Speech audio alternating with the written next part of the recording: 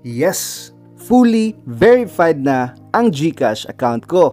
Hi guys, for today's video, I'll show you the updated tutorial on how to fully verify your GCash account. Ang dali lang guys, just follow this step-by-step tutorial. But before that, dapat ay meron kang i-prepare na valid ID. Alright, let's start after this intro.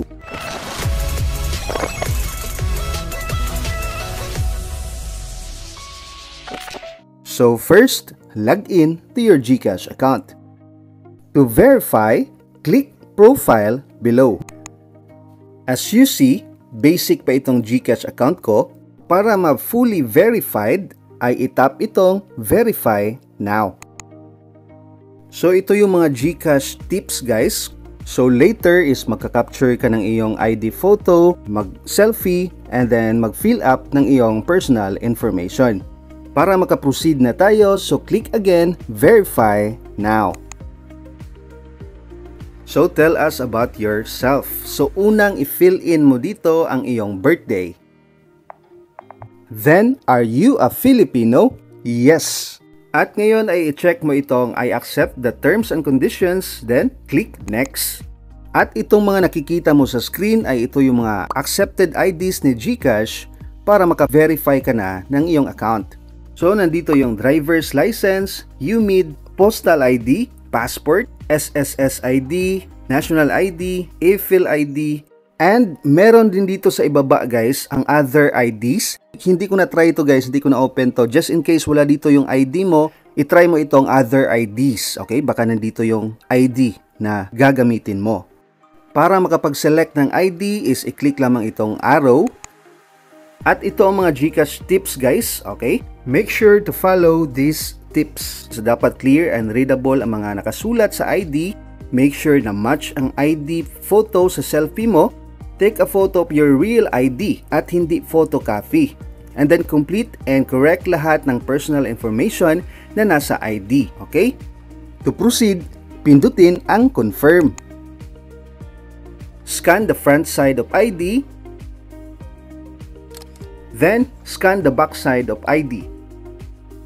At ngayon ay mag-scan ka ng face or snap a selfie. Wear proper attire and your selfie should match your ID photo. Remove your cap, mask, or glasses. To continue, click OK.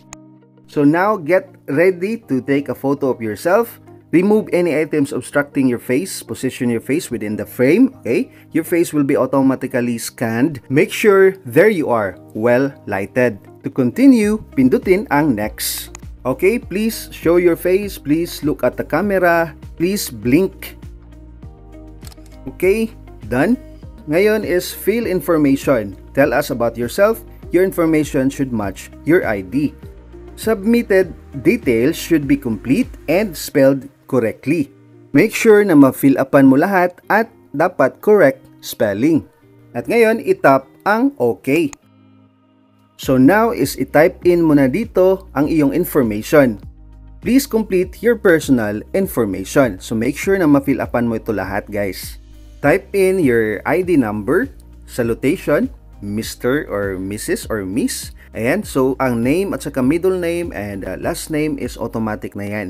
Kung wala kang middle name ay i-check lamang itong box. I-input mo rin ang iyong civil status. Okay, single, married, or ano pa dyan. Okay, so select ka lang. And then contact number, automatic na yan. Ilagay mo ang iyong place of birth, address in the Philippines, work details gaya ng employment type, role, employer, business, nature of work, source of funds, expected monthly transactions, and main purpose of opening an account. A few moments later. So tapos na ako nag-fill up kanina guys sa aking mga basic information. So ngayon dito naman ako sa work details. For example, dito sa employment type, okay, so maraming options dito guys. Pili ka lang kung saan ka dyan. Ako, I'll choose self-employed. Okay, so dito sa role is, ang option mo is either business owner or freelancer. Okay, I'll choose freelancer. Pero magdepende yan ha sa pinili mong employment type. Okay, so fill upan ko naman itong employer or business. Then, nature of work. Sa nature of work ay marami ka ring options So, scroll down ka lang at pumili ka kung saan ka dyan. Dito naman sa source of funds, again, mag-choose ka kung saan dito yung source of fund mo. Nakalagay dito sa itaas na please select one item. So, one item lang talaga yung iselect mo dito. Then, for this, I'll choose personal savings. At ngayon, pindutin ang next. At ngayon, ito namang expected monthly transactions. Okay, so pili ka lang kung saan dyan yung expected monthly transactions mo. Then, i-click mo itong main purpose of opening an account. Again, so marami ka namang pagpipilian. Okay, so pili ka lang dyan kung ano ba talagang main purpose mo kaya ka nag-open ng GCash account. Okay, so for this, I'll choose pay bills. So, ito naman, are you a politically exposed person or a relative or close associate of a politically exposed person? Okay, so no. To establish the beneficial ownership, are you the actual owner of the account? Of course, yes. Alright, so to proceed, click ang next. So now, review your information. Make sure your details are all correct. Again, the information should match your ID at dapat ito ay correct spelling. To change details, go back and edit the form. Alright, so pag okay na, so pindutin ang confirm. We're verifying your account. Please expect an SMS within 24 hours on the status of your verification. After a few hours, ay nag-text si GCash.